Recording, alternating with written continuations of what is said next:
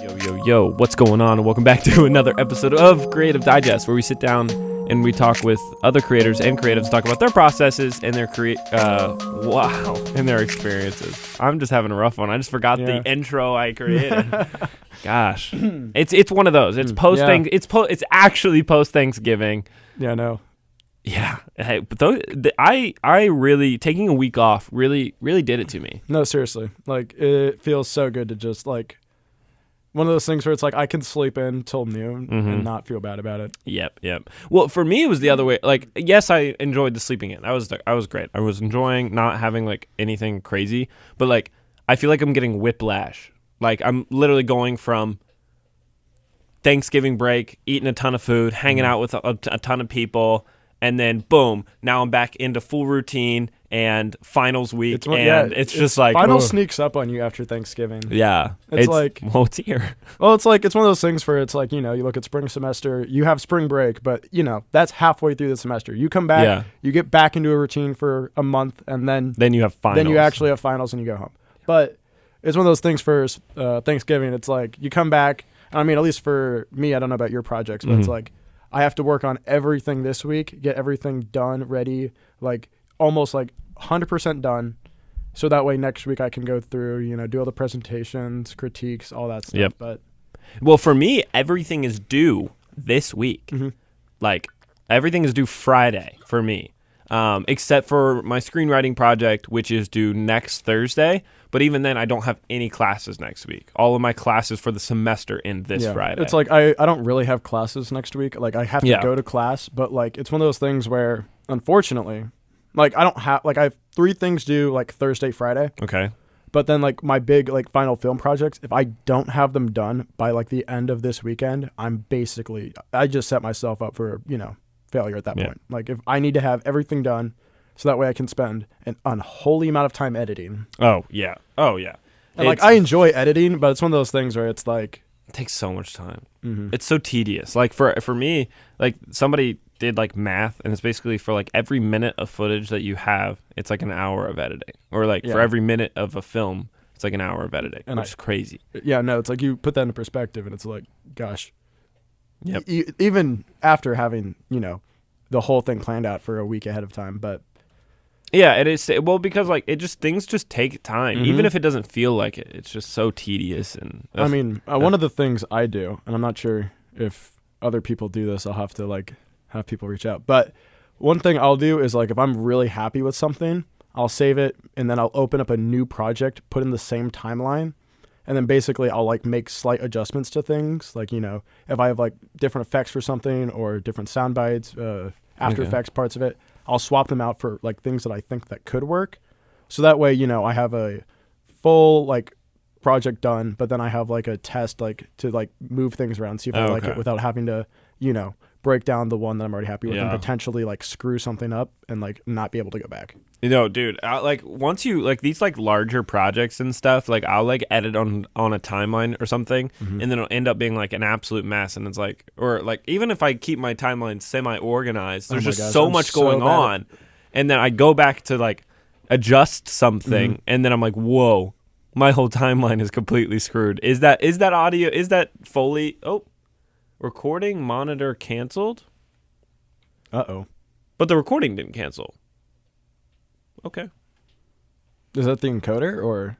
I don't know. It just said recording monitor canceled. But it's still ticking and it's still red. So we're going to Yeah, it's like we get to the end we get to the end of the hour and we're like it just hasn't been recording. Do we check it? Do we stop and check it? I would say we should, but also I'm like there's part of me that's we should be fine, but also I'm like we're going to look back to this in an hour and regret this. Oh, crap. I say we gamble it. Oh wait, what? Risky man? I'm a risky man. I say we gamble it. All right. It's like giving me all the signs that it's good. So then we should be fine. Yeah. I was like, I can't see the box from here, but no, it definitely checks out for sure. It's good. We're definitely definitely confident in that. I am confident in it.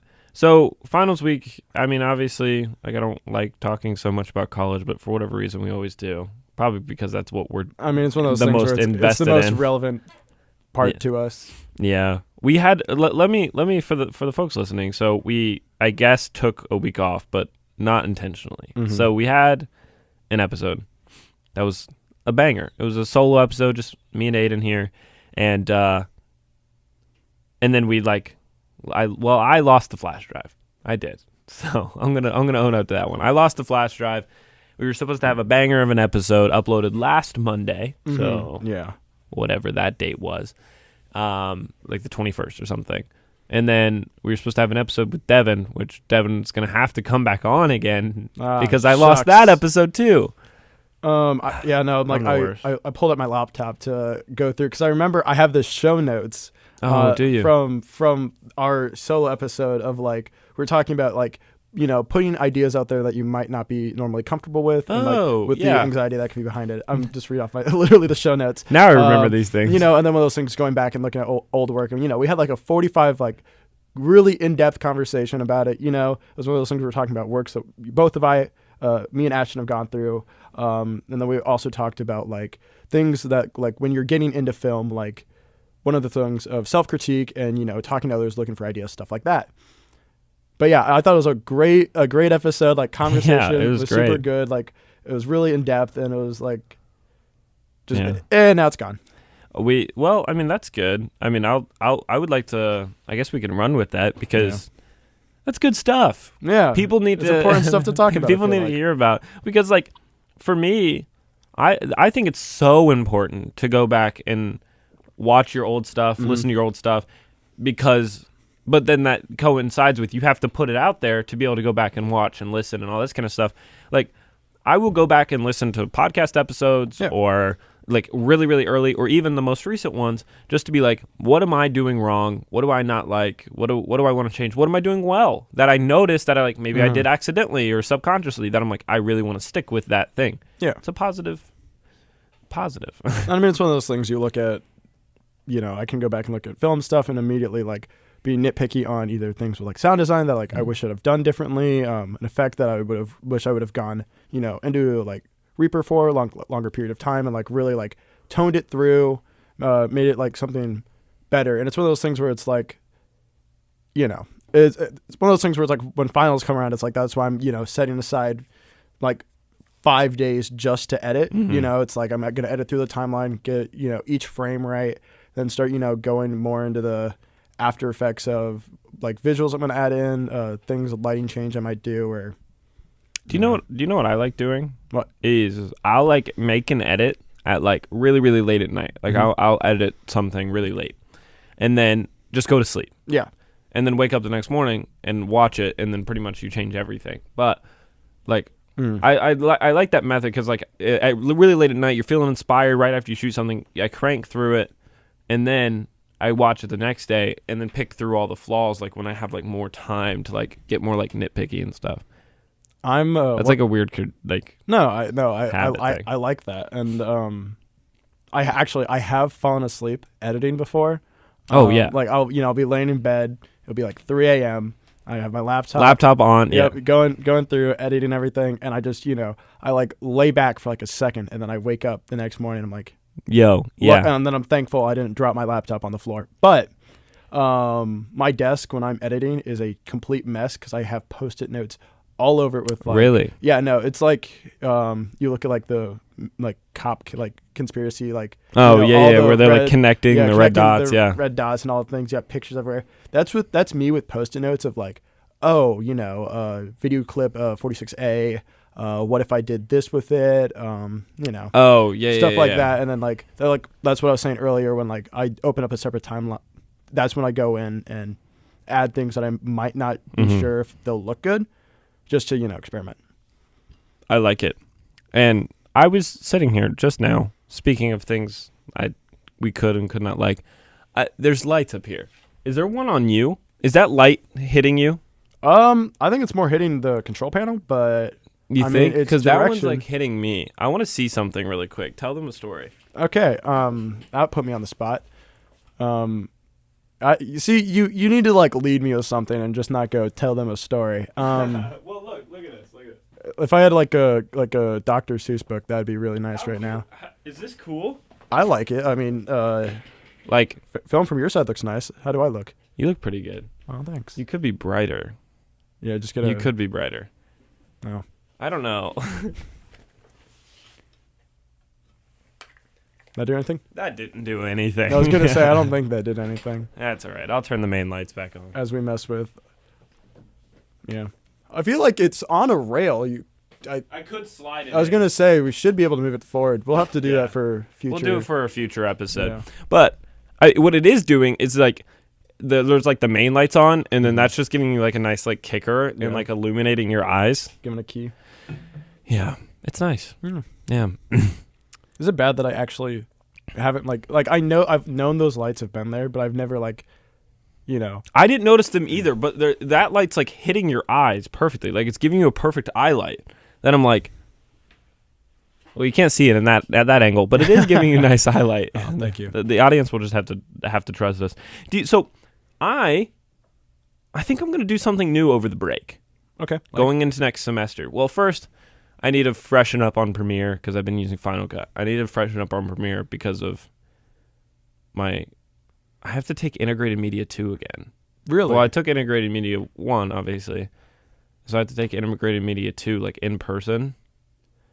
It's a whole thing. I did Integrated Media 1 online. Yeah. Because I wasn't specifically in media production yet. I was CCM undecided, like trying to figure out like if I wanted to do, just straight film or media production or music production. Like I was trying to, figure out where I wanted to have my place in a college of music. But I took it online, learned nothing. Yeah.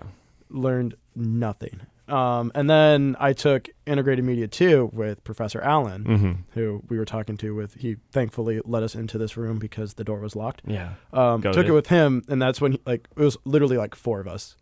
Really? Yeah, in the class. It was crazy. So like I learned a lot, but also I had class Monday nights 6 to 8:50. So that kind of sucked, but that's what I have to do. Really? I don't think it's Monday. Ooh, it might be Mondays. It might be that class. That was the block I had last semester. Yeah. So let me tell you, I'm not particularly thrilled.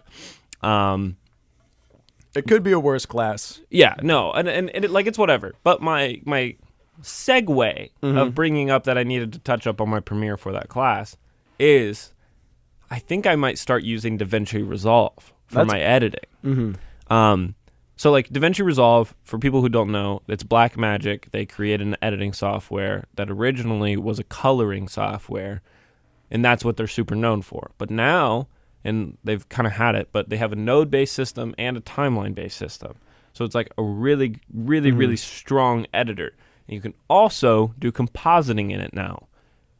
And it has this new thing that everybody's like freaking out about. And it's called like the Magic Brush or something like that, Magic Roto. And you literally just like, even if it's a video clip, I could click on a subject and it will just automatically roto them out from the background. Yeah. Like, that's insane. So I actually learned editing on DaVinci Resolve, right? Okay. Really? Yes. So that was okay. So I did a little bit of Premiere for like a few like projects when I was like first like doing video editing. And then I did DaVinci Resolve. And first, like, it's one of those things where it's like I never really learned the audio, like how to, edit audio on it properly. So it was one of those things where I was constantly like researching it. And I don't know why, but one day I just was like, I'm just going to edit, like I had a project. I'm like, I'm just going to edit it on Premiere. Oh. Because DaVinci Resolve has a settings option where all the keybinds, you can change it to like a different operating system. Oh, like match the keybinds of Premiere. So yeah, you literally just go into your settings and you go keybind it to Premiere. So I just did that when I started learning on DaVinci. For some reason, I had a project. I'm like, I'm going to do this on Premiere Pro. And for some reason, I just never went back. Okay. No, I mean, like, I think all of the editing softwares like have their place for different things. Yes. But for me, like, I want to start getting really good at, like, I want to get good at nodes, number one. Like, I want to get like really good at like node building, and then I also want to get really good at what's that thing? Coloring. Like, I want to be a better colorist. Yeah. I mean, because like Is that what we call it? A colorist? Yeah.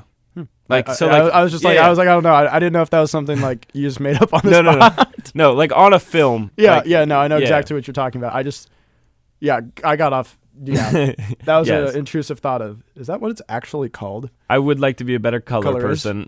I would rather be better at getting to know how to use colors. Colors, yes, and especially my films. Well, because like obviously like the better we get and like the more high caliber that we're like producing content at, Oh, 100%. we're going to start getting material. Say like somebody goes out and shoots.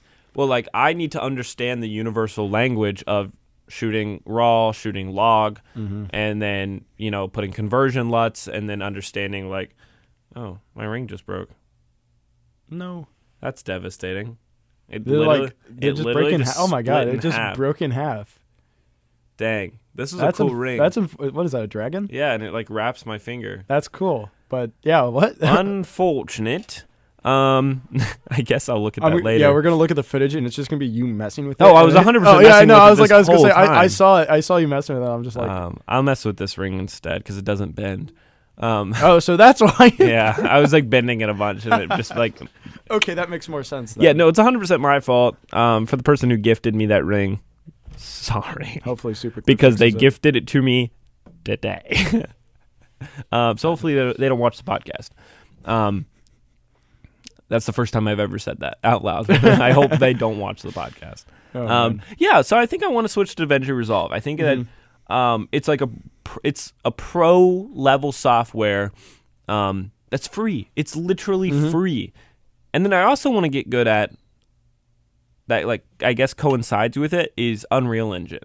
Oh yeah, no, I have a buddy who's really very talented in Blender and Unreal Engine. Oh, So it's like bet. I've seen some of the like stuff he's made. I'm like, man, that's cool. I wish I could learn that. Yeah. I don't know. It's just like one of those like extracurricular, like do it on the side kind of things. Like I don't want to be the guy that does it like as a profession, or like I want to end up making money off of Unreal Engine. But I do understand that it's like the future. Oh, yeah. Unreal Engine, virtual production sets, all that kind of stuff. Like CGI has always been a thing, always will be a thing. But 100%. as far as like virtual production, which Unreal Engine is amazing at, this is becoming a really technical podcast for like our average listener. So if you hate it, sorry. But yeah, Unreal Engine, I think it's sweet. Well, especially like even here at the school, dude. Did you know they're building a virtual production set here? I did actually not know that. They are. They are. When? Could not tell you. But Hopefully it's in our time. that was part of the selling point. Yeah, because that was part of the selling point when I was like, hey, I want to come to the school. Like, what do you guys have to offer? And they're like, yeah, we just got approved for the budget to start building our virtual production set, all this kind of That's stuff. awesome. It's I could show you where it's going to be later. They like showed me the room where it's going to be.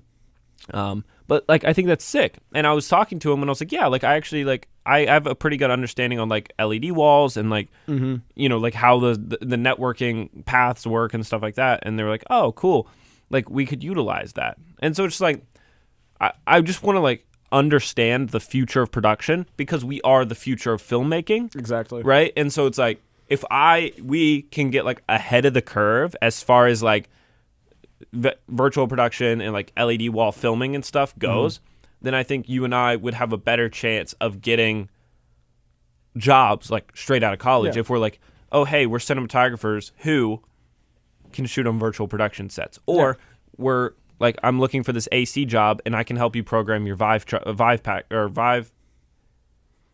puck trackers. I actually did a lot of stuff with like LED video walls in high school. Yeah. And it's one of those things where it was like I had zero knowledge of it, and then it's one of those things of setting them up, patching everything, nightmare, and then calibrating, and then making sure everything's working together, and then getting it to do what you want the actual like wall to project. Yeah. So it was one of those things where it's like I haven't touched it in a year now, but like I remember that was something like I found fascinating, which brought me kind of to where we're working at now. That's dope. No, yeah, like I helped my previous job build one, and so I learned so much. Yeah. Like that, there's just like I didn't really understand went into an LED wall. It's obviously, crazy. so obviously there's signal paths and like but it comes from a source, and I didn't understand that there was a thing called a processor. And it's basically a big computer. Yeah, and I was like, oh, so like you just don't plug in an HDMI to this thing and it projects whatever you want. It's like no, like you have to like map it out, and like you might have to do pixel counting and like all this kind of stuff to like get the And then you have to figure Crazy, out dude. resolution and everything. Yeah. The thing I remember the most from it, though, and it's kind of funny, is like setting up the wall, getting it hooked onto the trusses and everything, patching and going. If I drop this is for like, a single panel, I'm like, this is $100,000. Yeah, you're done, dude. Like, yeah, it's if so I drop expensive. this, I will be in debt forever. Yeah, yep. And College, the LED company taught me how to like replace the panel, right? Like it's like if this pixel goes bad, here's how you do it. So you unscrew the back, and then like he just like grabbed like the little knob on the back and just like punched through it. And I'm like, don't do that. And he's like, that's just what you do. You have to get it off its magnets. And I'm like, no way. And so the first time I ever changed a panel when a pixel went bad, I was having an anxiety attack because I was literally punching an LED wall to like get this panel out. Every part of working with technology was like, hey, if you have like a camera, don't be like super violent with it. Don't be shaking it around. Don't be, beating it up against walls. And then they're like, here's your LED wall. That's million times more expensive, and I need you to punch a hole through it. Thankfully, I never had to do any of the replacements. Also, I was in high school. I doubt they would have trusted me to do that, and I do not blame them one bit. But scary stuff. It is. What was I going to say? This is just a tangent about LED walls, and we'll stop soon. But it was such an interesting wall too, especially for like the first time I was like working on one. It was a 32:9 aspect ratio. It was a total of, at least the center screen was a 20 feet by 11.5 feet. That's crazy. And then like there was like 2 6-foot panels or 5.5-foot panels on either side that were also 11 feet high. So it was like vertical, horizontal screen. But the total aspect ratio was 32:9. So like we were exporting files out that had like grids of like, 16:9 for the center screen and then space so that it could fit the 32:9 on the outsides. Yeah, no, it's like, it's weird how you like look at everything from like what you're trying to project on, and it's like you have to fit it incorrectly. Yeah. Well, like stretch it or whatever. And then it's like, at least on my computer, I'm like, this is going to look terrible. And then it looks normal on whatever projection. Yeah. Well, I will say, to bring it back to what we were talking about, it's one of those things where it's like having experience with stuff like that and having experience with things like Unreal Engine, knowing how like the system works, how to operate it and create. It's one of those things where it's like it just benefits to you as a creator. Like it's one of those things like you said, you don't want to, have that be your, main form of monetization is, working through Unreal Engine, Blender, whatever.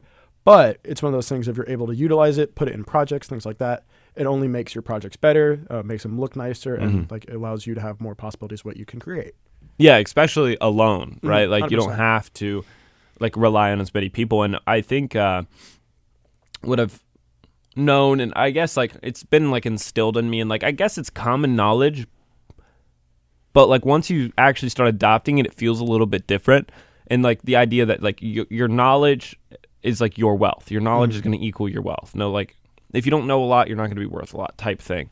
And so it's like I'm always, the beauty of like the desire of wanting to learn comes from a selfish place of wanting to be more, worth more in like the eyes of like the greater people, if that makes sense. No, I get that. It's one of those things where like professional world, especially even if it's just like I want to be hired for this position, what's going to make me stand out as, the ideal person, that what's going to make them want me type situation. No, you're right. You're right, dude. You know what else makes people stand out a little bit more? What? Is if you could put this on your resume. This is totally fine to put on your resume, and I'm going to tell the audience they can put it on their resume too. That, and there's statistics to back this up. Okay. You're more likely to get a job if you claim that you listen to the Creative Digest podcast. I have actually heard that before, Yeah. Which I know we've done some statistics before, but this is an updated one. The Google just came out with it after Black Friday. Yeah. Don't know what to tell you, man. Crazy how it works, You are more likely to get a job if you say listener of Creative Digest. And that's just fact. Yeah. It's one of those things hearing that makes me really happy, especially, getting to be a part of it. I'm glad people can be successful through this. Amen. I'm glad people can get success from our having a blast, I don't know what it is, but I'm like more tired recently. I was thinking that exact same thing. I'm like just operating a little bit slower last few days, and like I'm really trying to like plow through, keep the inspiration up. Mm-hmm. It's like, dude, I'm so close to the end of the semester. That's what I'm thinking. But like, I don't know. I don't have class tomorrow, so it's like sweet. Like I get to chill, but it's like, no, I don't get to chill. I have to work on projects all day. Like, so close. I'm so close. No, that's where I'm like, it's like this week is going to be just the worst. But it's one of those things where it's like, it will end. Like, you know, it's not like it's gonna feel long, but then it's gonna get to the end. Next week it's gonna be critiques and stuff. I'm just going to be able to chill, relax while all my roommates are, you know, working on their, like, engineering finals and things like that, complain about that, and I'll be like, well, I'm going to go lay in bed and watch an unholy amount of Netflix. Amen. Just because I can. What's the go-to watch right now? What are you watching? So, I'm actually super, super late to the party on this, but I'm finally watching Breaking Bad. Really? Finally got to it. I haven't seen it either. Okay, I haven't seen it, so I'm later than you. There's going to be so many people flaming us for that. No, and it's okay. 100%. I don't care. Go watch a different podcast. No, they. I mean, I've heard nothing but raves about it. Same here. Yeah, go ahead. I was going to say, like, I don't watch shows often, like, at all. Like, I'll, you know, every once in a while, if I'm feeling it at night, I'll, you know, put on a movie, have some popcorn, you know, just chill if I'm trying to relax. Yeah. But I never really watch shows. When my buddy was like telling me, you have to watch this, and I was like, I hear everybody telling me that. I'm like, might as well. So I don't binge that much. Like I would do that all the time in high school, but now with like how busy I am with life and everything like that, it's like I'm slowly been watching it for like the past month. That's good. I mean, because that gives you. Okay, cool. That gives you something to like look forward to. You know, it's like it's like a treat. When you get to watch. Reward. Yeah. Well, I started watching not recently, like over the summer. I like was pretty deep into Peaky Blinders. Oh, one of my buddies was that goes crazy. It's like well shot. The story though is amazing. Yeah. And it's just like cool. Like it's a cool show. So I do recommend that. But with Breaking Bad, I've been wanting to watch that so that I can have context when I watch Better Call Saul. Yeah, that's what I really want to watch. That is actually the exact reason I started that, because I am a sucker for any type of law, like drama show, whatever. Yeah. Complete sucker for those. Have you ever seen Suits? No, but I've heard good things about that too. It's a good show. But I was like, I really want to watch Better Call Saul because I keep like I'll see clips of it and everything and stuff like that. Yeah, I want to watch it, but I'm like, I've heard that I need to like see Breaking Bad for like a lot of context for some things. So that's what propelled that. I agree. No. I was thinking about this over the break. It'd be really funny as like we have this where we talk to, you know, creators and everything, talk about, you know, processes, things like that.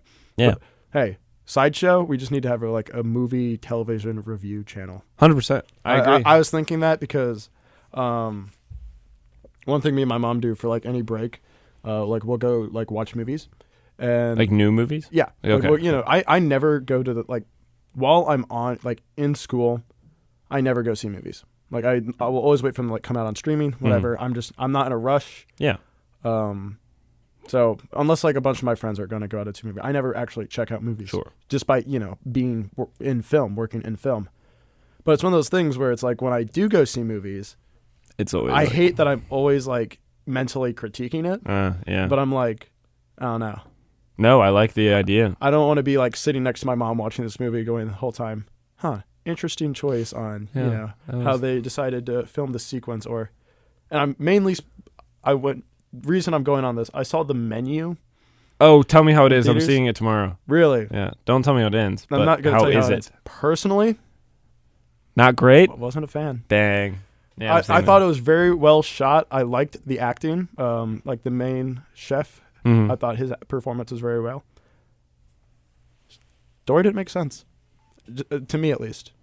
Wow. Yeah. I mean, so you'll have to tell me how you feel about it. But yeah. and then this is why I want a review show. I feel So for the idea of the show, just talk me through this real quick. Would it be us watching it live? Like, would we watch it live I think that could be fun.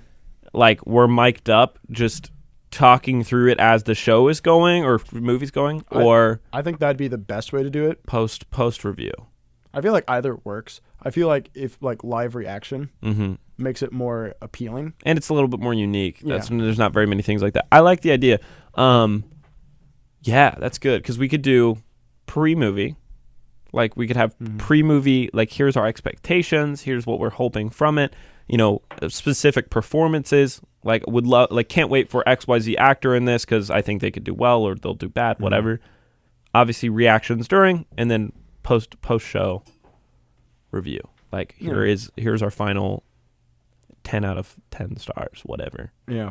Kind of went on a little tangent of potential. No, it's good. It's good. It's this is the first episode back from break, so this one's allowed to be relaxed. Taking it easy after taking it easy after going on our whole video wall.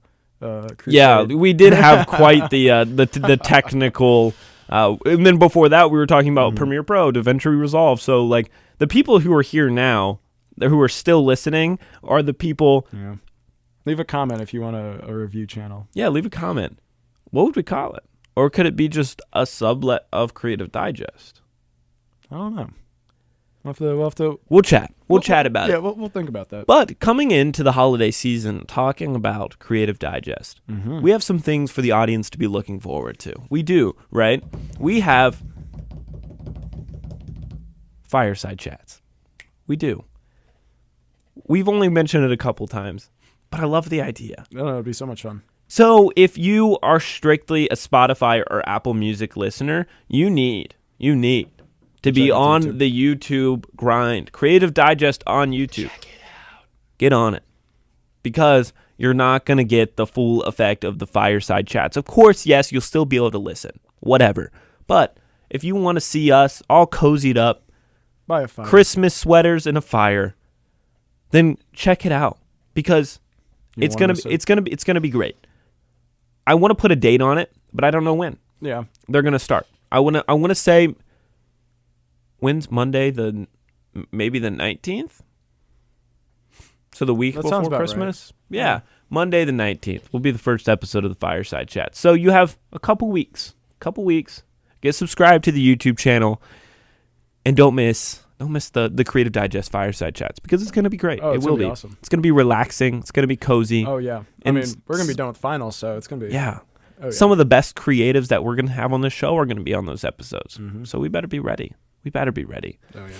So I'm wanting to have the ability to branch out as far as the podcast goes, right? Like we can do it here and all that kind of stuff, and we'll continue to. But I want to have the ability, just like the Fireside Chats, of not being limited of like where we record it, right? One podcast I think that does it really, really well is like in the Impulsive podcast. So that's Logan Paul's podcast. What I really like that they do is they have like their cameras and they have their mics. Yeah. They do not care, like, but it sounds and looks the same. It feels the same, but they could be anywhere. I think that's an approach that I wouldn't mind taking. Obviously, I want like the quality to maintain high, 100%. But we strive for the best without the constraints of a locked door. That was annoying, right? Like things like that, and not being limited to. Yeah. Podcast that I'm not sure if you're familiar with. I'm trying to remember the name, and I feel bad. It's they literally just host it like outside. I'm trying to remember the name. And the two guys that sit on the street? Yes. Yeah. Yes. They have the table with the I'm blanking on the name. I don't know what it is either, but I know the podcast. Because I follow them. Yeah. But I'm spacing on the name. I feel very bad that I am not remembering. There's something like that. Like I think that's super cool. Yeah. And I like it. Just you can do it anywhere. It's one of those things. It's like we definitely have a direct audience of we interview people who are doing awesome things in like film media type industries. Did my recording stop? I just got a phone call. No. Okay, cool. I'm sorry. I didn't mean to interrupt. No, you're good. But it's one of those things where it's like also, talking to people just out every day. Yeah. Yeah, no, 100%. Like, I mean, let's say it was an episode like that, like a little like super informal. Let's even say like we're set up on like TUC or like Main Street or whatever it might be. That'd actually be a good idea. And that's a great idea. It would bring so much recognition to the podcast. Write that down. Yeah, that's great. Yeah, so like let's say we're set up in like a really front-facing area. We're like, hey, sit down, enjoy the podcast. Like in 1 to 2 episodes, like we could just sit out there for an hour and get like 2 episodes out of it, and sit down with somebody or multiple people in an episode that just like want to show up. And if somebody's like looking to rip our ideas, like don't. Well, technically we're ripping an idea already. Yeah, that's true. It's already an idea. Yeah, but now it's ours, and we're doing a slight twist on it. So now this is our idea. Mm-hmm. So yeah, which that's all that creativity is. Originality isn't a thing. Yeah, but I can touch on that in a second. That's actually a good point. But like sitting down and maybe like people can like come on and like we can ask them like, what does creativity mean to you? What inspires you? What does this? What does that? And like have like some like I don't know what the word is, but like scripted questions. Yeah, no, definitely. But that would be good. I know what you're talking about. That'd be good. I love it. I'm basically just logging everything you're saying. No. You're good. You're good. That's great. I'm glad you're logging it. Actually, I'm getting a phone call, and I need to tell them to wait, but it's fine. It's whatever. Like, and now I'm blanking. Dadgummit. The phone call. The tangent. I was like, don't ask me. I'm so bad at multitasking. I'm trying to like write. No, you're good. And like think about what I'm writing down. No, it just it threw me off. It threw me off. No, I know exactly what you mean though. Train of thought's gone though. I was gonna say something. Oh. Yes, now it's back. Yeah, originality's not a thing. It's not at all. I mean, like, there's the idea of it, and you can get like really close to being original, but any idea you've ever had, somebody's done it. Something's inspired you. Like it kind of goes into it's a theory called standpoint theory, mm-hmm. and it's more about your ideals, but it works with creativity too. Is everything that you do and all the decisions that you make are crafted by the person that you are. Oh, 100%. The things that you consume. So obviously media, all this kind of stuff. So it's like, but standpoint theory comes from the idea of like right versus left politically. It's like you are right because of XYZ circumstances lead you to a point. So it's like it's the same for me. It's the same with creativity. No, definitely. And like creative ideas. It is one of those things though that sucks when like you're trying to like come up with something original, mm-hmm. but it's like obviously I can't spend my entire life watching every single piece of media that has ever been created to figure out what hasn't been done. To figure out something new and original that hasn't been done. It's one of those things though where it also sucks on the same side of like I could actually maybe have a like original creative idea, and then somebody much bigger could like also have something similar to it and just, absolutely blow it out of the water, like make it super cool, make it amazing, something that I might ever have been able to create. Yeah. And that's like awesome, their idea. But that's the industry. 100%. And I get quite literally a direct example. Whether it was copied or just perfect circumstance. My friend wrote a short film that we filmed and released in 2020. Mm-hmm. And then late 2020. So it was like we released it in like May, and then in like October, this movie came out called Run, and it literally had the exact same plot. That's crazy. Same color tones, like so much was like the exact same. Did you sue? No, because there was no proof of like obviously. theft, right? Like there's no proof of it, but that goes for me to say it's like even if they probably weren't looking to just steal some like random Ohio filmmaker's idea and put it on Hulu, right? Yeah. Like that wasn't their intention. Their intention was they thought they had an original idea. They didn't. And it could, it's like one of those things like you said, it could be 100% coincidence. Like, yeah. For all you know, also it's like they might have had that like greenlit for like 5 years. Yeah, and just and then produced it in 2019. We produced ours in 2020, and then just released it in 2020. Like, it was full coincidence, but it was just wild that it was like literally I used to have like frames. Like I screenshotted frames from ours and from theirs, almost identical. It was insane. It's one of those things where it's like you just, face palm just... Yeah. Yeah. Well, because it was like, like when somebody's like, oh, I thought about that 30 years ago, but looks like somebody else already beat me to it. $1 million idea. I thought of Google before whoever else did that. Like Amazon, yeah, that was my idea. Yep. Look where we're at now. But look where we're at now. Yeah. And so it's just like, yeah, you can't get hung up on it. There is no original idea.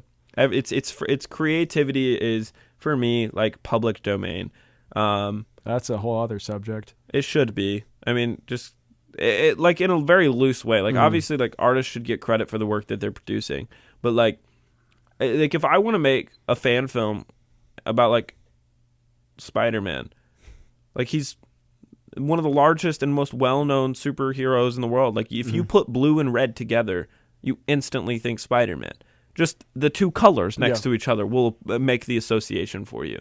So with that being said, it's like, so am I not allowed to make a movie with like New York as the setting? It's public domain technically, right? And so like, why can't something like a character or like the idea of a character of that scale be like public domain? I don't know. It's like such a controversial topic amongst artists. But I mean, it's like one of those things. Easiest answer to it. What it all chalks down to: money. Money, 100%. Yeah, it's all about who owns what, who wants the rights to what, who can do what with what. Yeah, like I mean that was the whole fiasco with Spider-Man specifically, Disney and Sony and like just all that kind of stuff. It was just the fiasco of the century. Public domain is the fiasco of the century, but it's actually the fiasco of quite literally apparently the nation, because I was reading through the Constitution. Just for a class, not just for light reading. I was going to say. But not for light reading. Are you okay? And one of the articles, and I'm glad I can't quote it because that would be bad. I would really question if you could quote the Constitution. One of the articles, though, gives protections for art and like personal like ideologies and stuff like that. So like it's been a thing. Oh, 100%. Like this has been a conversation that people are really, really worried about. And I mean, it's one of those things, you go deeper looking into media law and things like that. Crazy, yeah. Crazy pit of just... Have you, like, what's your take on, like, artificial intelligence? Oh, boy. Being trained on real artists? I'm not a fan of it, personally. No? I think it's one of those things where it's like, I think the concept of it is awesome. I think the fact that we are able to do it is awesome. I don't really agree with it, though. But like, yeah, no, like there is a lot of like moral ambiguity. Oh, that's a hard word. You know what I'm saying? Yeah, I know ambiguous. Exactly. Ambiguous. I was like, that's a hard word. I already struggle enough with pronouncing basic words. Yeah. Ambiguity? No, that's not it. No, I know exactly what you're trying to say. But the idea is ambiguous. Yeah, I was like... within the subject, right? Especially the moral side of it, because a lot of people are saying like, well, you can't just type in a word. And in the style of, let's say, Van Gogh, so picture of tree in the style of Van Gogh. That's a thing that you can do in something like in those open source AI softwares, and it'll just produce an image completely new and quote unique. But then people think you're ripping them off. Yep. And now, did you bring this up because of the one movie that they're making? What movie? I thought you were. So this is actually a thing that's happening. Oh. And I thought that's. Well, yeah, I knew it was a thing that was happening. That's why I was bringing it up, but not movie-wise. No, yeah. So, famous actor James Dean. I'm not very familiar with his work, mainly because he died 64 years ago. But he is going to be in a brand new movie through just crazy advances in visual effects. And it's one of those things where people are wondering, could this be something that is going to be common in films going forward? Of like, we can do whatever we want. Like, it's one of those things where it's like, do we need a specific actor for something? Like, do we have a creative idea for like a person in this role? Like, I'm making a feature film. Directors like, Nolan and all them get ideas of like who I feel like could very much embody this character that I'm thinking of very well. And then it comes to the thing of, well, if I, can't find something, or I don't think something works right, or there's, creative differences, I can just make it. Yeah. Which I think is awesome. I think the fact that we can do it is awesome, but I feel like it takes away, one of the beautiful pieces of film. Yeah. And, no, I agree. It does. There's something, but then it like even there was the early conversation of does digital filmmaking take away the art and the beauty from filmmaking, right? Like from shooting on film. And like this conversation is always going to be a thing. And here's where I land. Because I, as a filmmaker, I could list off 10, 15 filmmakers that I would say I'm directly influenced by. That's created 100%. The Ashtin Francis look, because I pulled from here. And so with that being said, I think it's a tool. Like, allow these things to be tools. Allow these things to be conceptual art. And maybe one day we'll be able to, like, create larger things out of it. Yeah. But, like, to maintain moral integrity is to understand that somebody made it, and this comes from somewhere, right? It's almost just like, it's like the moral integrity of a paper is maintained by citing your sources, exactly. Right? Telling us where you got this, who did it first. So it's almost like that. It's like, if I'm able to, quote, cite my sources, or like say this is an influenced photo of this whatever, then like it's there. Okay. I don't ever think that AI, or like somebody who's like an AI artist or whatever, like will ever be able to take over the craft that is, you know, being an artist or whatever, at least in the social world. But there definitely is. Well, I mean, there's some not AI artists, but like concept art. Like, do you know? Like, there's for like blockbuster stuff. This concept artist literally trained one of like the AI machines on his art. Yeah. So that crazy. Whenever he has an idea, all he has to do is be like, man sitting in a chair in the style of himself, and it'll come up with like 10 different options, and then he'll be like, ooh, I like that one the best. And so then he'll start working from that. So like he just like builds himself starting points and stuff like that. And I'm like, that I like, you know?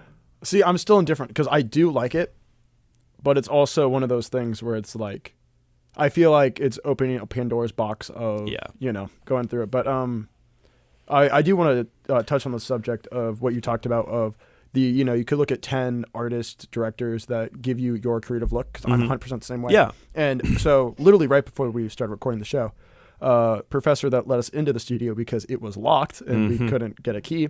We were talking, we were like, we have a final project coming up for him, and he was showing previous students' work, and he was asking, like, is that something that you like? He was asking me, is that something like me as a student benefits from?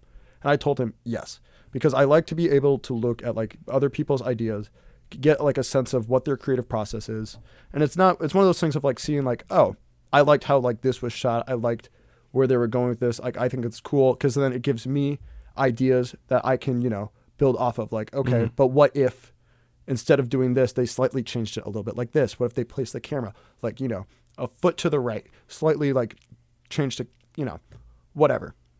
But then I also can see, okay, I don't really like how they did the sound design for this. Things like that, of where it's like using other creatives' ideas to, you know, then make something your own. Yeah. But then you get to the conversation of where's that line of. No, I totally agree. It's gray right now. Oh, and 100%. neither of us are like industry professionals, and so like it's gonna so it's gonna remain gray, at least in the topic of conversation that we live in. So I think it's just like, as far as like, if somebody, the people listening, want an answer, I would say the answer is that like, just trust like your moral compass, right? Like, it's trust like your moral like integrity, and I think that's 100%. What it boils down to. Like, don't go out and just be like, oh, I really like how this is, I'm gonna copy it. Exactly. And just like rip it directly. No. But inspiration is promoted. It's not frowned upon, definitely. Like, so it's like, allow yourself to be inspired, right? 100%. You know, creative block. Somebody's like, so let's say it's a Peter McKinnon travel video, and you're like, wow, like that's just amazing. And it's like, you're not going to go make the same travel video, but it might inspire you to go make travel videos. That's what I mean. No, 100%. I mean, it's also one of those things where it's like, people might try something from, you know, other people, but it's one of those things where it's like, if you're truly wanting to make something for a intended audience, something like that, it's one of those things you have to give it your own breath of life. Either that, or it's like, it's not going to work the same way. Like, you could create, you know, a travel video, and have all these things for it. I could try to copy as much as I can. However, there's always going to be that difference of, you know, you're giving it your own creative take, and that's not something I will be able to, take off of whatever you're doing and try to throw it onto mine. And that's where, Yeah. Well, because some of the best art is when you, and I guess we can like kind of wrap in this area, is some of the best art is when you understand the intentions behind why you're making art. Exactly. Right? And so that's why you can look at an AI created piece and not feel anything. But then you can look at just a simple photo of a lamppost. But like if the artist who took that picture understands why they created it, the emotion can still be attached and captured and understood, right? And so even if we are presented with the same material and the same prompt and the same whatever, we're going to end up with two different projects because the intention behind it is different. The why is different. I had a, when was this? It was like senior year of high school. We had something like one of our creative directors was doing something with us very similar to how you just described, where he would give us each some form of prompt. And it was one of those things of where we had to lay out, like it was a prompt for a film. Mm-hmm. We had to lay out what we would do with it, how we would shoot it, do like a brief storyboard. And then it's one of those things of like where we would actually, I feel like this happened last time. That happened last time, didn't it? Do we remember how I turned it off? Did I click cancel? I don't know. I don't know if people can hear. However, in our booth, there's this random beeping that sounds like something's about to explode. And this happened last time. And Ashtin did something to fix it. But did I? I think you did, but I completely forget what it was. And now I lost my train of thought. But it's whatever. Hopefully. It happens. Oh, yeah. It's one of those things where it's one of, like, you can be given a bunch of the same material. However, from either, your personal experiences, things that you've done in the past, that's stuff that's going to, build up your identity and character as a filmmaker. And, it's one of those things where it gives you the Ashtin Francis, Oh, it stopped. That, Let's go. That type of, what's the word? Like the look? Or... Yeah, like look, inspiration. Mm-hmm. Yeah, no, I agree. I 100% agree. And like everybody, like you have a look and you're going to like lean into things and like. Have preference over certain things. And so I don't really know where we're going with this, but like, yeah, your work just needs to maintain the moral integrity. The moral integrity of creativity is understanding your why. So as long as you understand your why, then your work is going to maintain moral integrity. So. That was a good way to wrap that. Yeah. Right? No, I like that. And if you want to continue to get inspired and listen to the Creative Digest podcast or watch it on YouTube. And yeah, Fireside Chats coming up. Fireside Chats are coming up. They're going to be more inspirational. They're going to be more exciting. There's a lot of new things coming up. There is. Oh yeah. So big works in the big plans. Big works in the plans. Big works in the plans. Yeah. and if there was I actually don't know what those big plans are other than the Fireside Chats, but other than that, I'm sure it's going to be exciting. Oh yeah. Bigger and better guests every time. Every time. Yeah. So make sure that you follow us on Spotify, Apple Podcasts, and anywhere. Literally anywhere. Yeah. We're there. Just go listen to the podcast. Make sure you follow the individual socials. Aidan Britton on Instagram. Ashtin Francis on Instagram. Go follow them. Oh yeah. Or you're literally extremely lame. And make sure that you tune in next week. Don't miss the episode. We gotta kill our guest coming next week. Who it is, I'll let you know then. Who knows? We might find the missing flash drive with two episodes. Yes, and if we find that missing flash drive, there might be a little extra bonus episode coming side up. Bit. Love you. Bye.